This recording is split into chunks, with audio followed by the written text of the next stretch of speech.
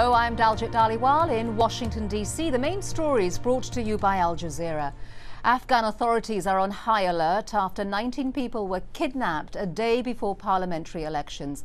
The Taliban has claimed responsibility for the abductions and are threatening more attacks. President Hamid Karzai has urged Afghans to go out and vote as planned.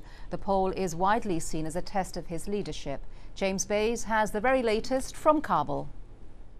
We hear from local officials the Taliban have taken 8 members of the Independent Election Commission, the organisers of the election, and also 10 campaign workers, taken them hostage. We also hear that the Taliban are claiming in Laghman province in the east they've taken an election candidate hostage. The Taliban have said they'll disrupt this poll. Remember when there were presidential elections a year ago? It was arguably the most violent day in all of last year, and the levels of violence compared with 2009 this year have actually grown even worse.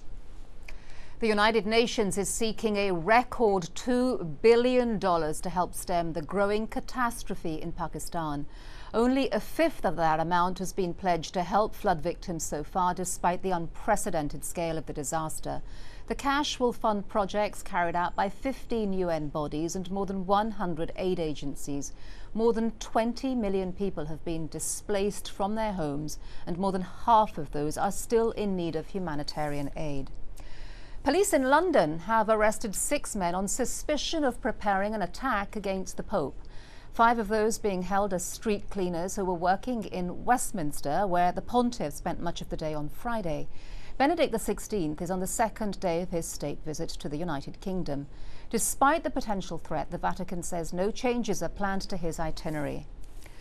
3 protesters have been shot dead during separatist demonstrations in Indian-administered Kashmir. The latest rallies took place on Friday despite a strict curfew. Indian troops stationed there have been ordered to step up security efforts in the region. Months of violent clashes with demonstrators have left more than 90 people dead.